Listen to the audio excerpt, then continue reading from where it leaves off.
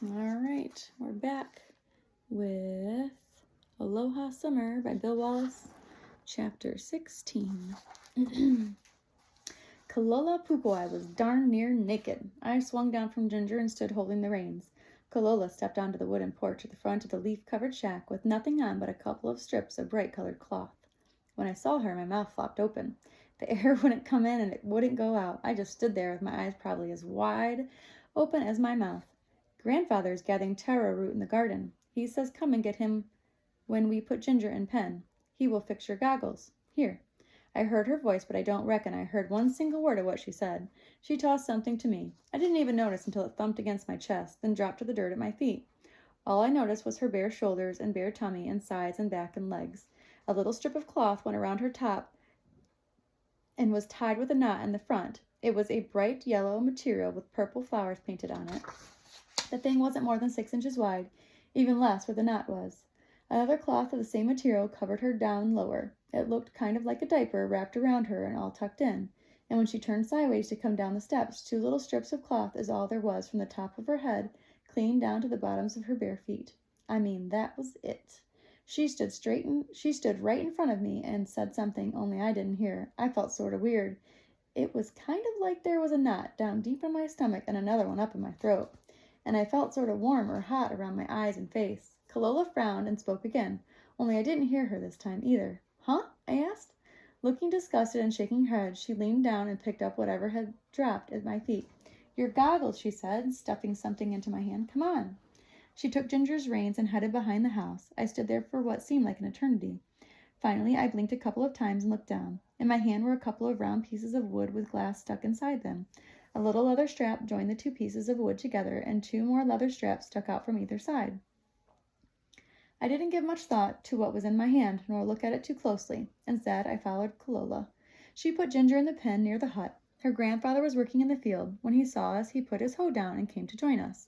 Aloha, John Priddle, he greeted. I felt the corners of my mouth tug. Hi. I heard the word, but didn't even realize it came from me. I didn't look at him either. I couldn't seem to take my eyes off Kalola. Suddenly, Makalai Pukui was between us. I blinked and felt the heat rush to my cheeks. I didn't mean to stare at her, only, well, I just couldn't seem to help myself. It didn't embarrass me at all, though. Not until I was staring face to face with her grandfather. Suddenly, I didn't think I'd ever been so embarrassed in my entire life. My whole face felt like it was on fire, and I could hardly look at the old man. His smile was gentle, though. He reached down and took the 2 pieces of wood from my hand. I stared down and didn't look up. Need goggles to see inside ocean. Got to fix so they fit face first, otherwise not so good. He cupped a weathered, wrinkled hand under my chin and lifted my head. Then he put the wood goggles against my face. Through the glass, I couldn't see a thing but his hand as he held them against my head. He sort of tilted my face from one side to the other. Huh, he grunted finally. Need fixing, Kalola, he called. Bring long, flat lava rock from kitchen. Probably need stick with shark skin, too. Bring down to ocean, and we get to work. I tried not to be too obvious about peeking around him, trying to see Kalola again. All of a sudden, his eyes were right in front of me. You bring, he turned to Kalola. What is name for malo? Bathing trunks? She smiled proudly. You bring bathing trunks? No, sir. I shook my head. Almost desperate, I turned to Kalola. You said we were going fishing. You didn't say nothing about swimming. Got to get bait before we go fish, Mr. Pukuai shrugged. No problem. We make malo. It is old-time bathing. Trunks, Kalola helped him finish. Malo is old-time bathing trunks, like I wear when a boy. Not fancy, but work good. With a jerk of his head, he motioned me to follow him. I felt like a total idiot. I stood barefoot in the sand at the edge of the ocean, the wooden goggles wrapped around my head and tied in the back with a leather strap. Goggles, and a piece of cloth tied with a knot and tucked in all around, kind of like a baby's diaper, only without the pins. Even after Mr. Pukuai showed me how to do it about 3 times, it still took me 3 or 4 more tries before I could get it all wrapped and tucked in. Even at that, I felt like one good sneeze and I would have been buck naked. The only thing that saved me was the fact that Kalola was out in the ocean. I could see her head and goggles every now and then when she came up for air. She'd take a deep breath, then flip bottom up and kick her feet to dive down out of sight once more. Mr. Pukuai tugged at the knot where the goggle straps were tied. He forced the goggles so tight I could feel the edges of the bamboo digging into the sides of my face. He left them on for quite a while, then untied the knot. When they were off, he studied my face, looking for where the goggles had left a mark or dent in my skin. Then he took the flat lava stone and used it like a file to hone down the rough spots. We must have gone through this process 6 or 7 times. Then he sent me into the ocean with instructions to get my face under the water. When I came up, I was to put my fingers on any spots where the water leaked in, hold them there until I got back to him. While this was going on, Kalola seemed to work her way closer to the shore. She didn't look at me, though, with the goggles on and my fingers marking the spots where it leaked. I didn't look at her either. She'd call out to her grandfather to see if we were done, then go swim some more. I did this about 3 or 4 times. Each time he would take the goggles and flat the stick that was covered with stuff that looked like sandpaper. He called it shark skin, but it still looked and felt like sandpaper. Anyway, he'd rub and file on the spot where I told him it leaked, then have me put them back on and go out into the water. By the time we were done, the goggles didn't hurt or dig into my face, and no water came in. None at all. Now can we go fishing, Mr. Pooh? I never got the koi part out. Right at that second, Kalola came out of the ocean not far from where we stood. Her bronze skin seemed to glisten in the bright sun.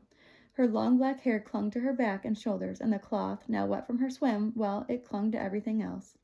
Kalola got rope, hooks, and spear in the outrigger? Mr. Pukwai asked.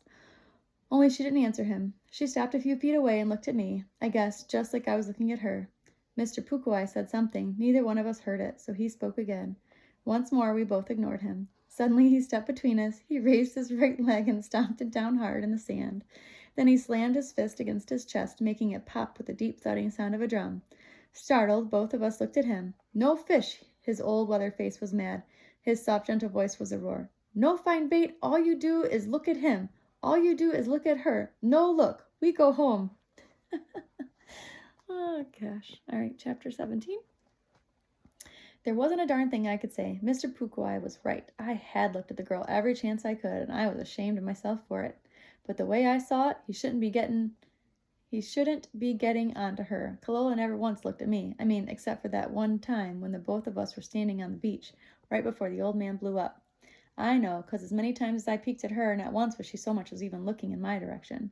It just wasn't fair for him to be mad at her for something that was my fault. But for the life of me, I didn't see why she didn't say anything to her grandfather. I mean, she hadn't done anything wrong. Kalola was already dressed in her long blue school skirt with the white blouse when I shoved the blanket aside and came out of Mr. Pukwai's bedroom. We walked around the house and headed to the pen where Ginger was. Mr. Pukwai went back to his taro field. We caught Ginger and put her bridle on. I got the saddle and blanket from the little shed and put it on her back. Kalola went to the other side and straightened the girt, then passed it under Ginger's belly to me. After I'd tightened the cinch, both of us just stood there. We didn't say anything. We didn't look at each other. We just stood. Finally, she laced her fingers together over the cantle and rested her chin on her hands. I laced my fingers over the fork and rested my chin on them. Both of us looked at each other for a long time. I'm right sorry, I said finally. I sure didn't mean to get neither of us in trouble. I took a deep breath and sighed. I just never saw a girl before. Well, not dressed like that, I mean. I'm sure sorry. Me too. I studied her a moment and motioned toward the old man hoeing in the taro field. How come you didn't stand up for yourself? I mean, you ought to tell your grandfather that you wasn't looking at me. If you want me to, I can tell him for you, and the look on her face shut me up. I frowned and tilted my head to the side. One side of her mouth tightened to a little smile. You mean you were looking? I gasped. She nodded. But I never saw you. Not once. The smile crept to the other side of her mouth. I know. We stared at each other until I blinked. Then both of us looked down at the saddle. We stood for a long time. Mr. Munro's coming home tomorrow. Reckon I won't be giving you a ride to school any more with him back. Reckon it would make your grandfather happy if I didn't come around no more. She didn't answer. I couldn't think of anything more to say. She didn't say anything either. Finally, I reached down and straightened the stirrup and pushed my foot into it.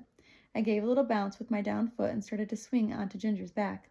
Don't leave, John Priddle, Kalola said without looking up at me. Almost to the saddle, my knee kind of gave way and I dropped back to the ground. What? She looked at me with those big brown eyes. I do not want you to leave, she repeated. Once there were many homes, many families nearby. When I was young, I had friends and children to play with. She looked away. Then Dole came, with big money. Families left for Lahaina town or Honolulu to make more money. Now there are pineapples where people used to live. She spun around and folded her arms. Now I have no friend. Frowning, I stared at the back of her head. How about all the girls at school? Ruth and Esther and Tatsu and all of them? I only see Ruth and Esther and Tatsu at school, never in summertime. The Hawaiian children live at Keomuku on the far side of the island. Maybe I see them 1 or 2 times during summer. That's all? That's all. With a shrug, she turned to look at me. John Priddle is a good friend. Now you're going away, too. At least you got some friends, I mumbled into the saddle. Shoot, none of the guys will even play with me. Every time I go around them, they take off like I got the pox or something. At least you got friends at school. You are Heoli, she said softly. Everyone on this island think that all Heoli are like Mr. Jacobs. They feel like all Heoli hate them. They don't know John Priddle is a friend. My friend. When I looked up, she was so close that our foreheads were almost touching. I could see the little pools of water that gathered at the bottom of her brown eyes. You are my friend, too, I said, my best friend. Suddenly the water that had gathered at the bottom of her eyes began to leak out. The little drops rolled down her cheek, left glistening trails on her soft brown face. Without another word, she spun and raced to the house. I watched her go. I wanted to stop her. I wanted to make her feel better. I wanted her tears to go away and that pretty smile to come back. My eyes turned to her grandfather. He hacked at the big leaves and the mud around them with his hoe. I felt my eyes tighten. But it wasn't his fault. He had a right to be mad. It wasn't his fault at all. It was my fault. I had to go tell him how sorry I was. Had to talk to him and... My hands trembled. He'd probably hit me. He'd probably slug me with his fist or try to knock my head off with that hoe. It didn't matter. I turned and started toward him. The shaking worked its way up to my arms and to my shoulders. I couldn't let it end like this. I couldn't just hop on Ginger and ride off with Kalola crying. I couldn't leave my friend. I sloshed through the mud, never slowed down. The shaking crept across my back and down my spine. I felt like I was going to knock myself apart from the inside out. I didn't stop, not until I was right in front of Makalai Pukuai. His old, wrinkled, angry face lifted from the work at his feet. Dark eyes cut right into me. I wanted to turn and run. I wanted to race to Ginger, jump on her back, and ride home for as fast as I could. Mr. Pukuai?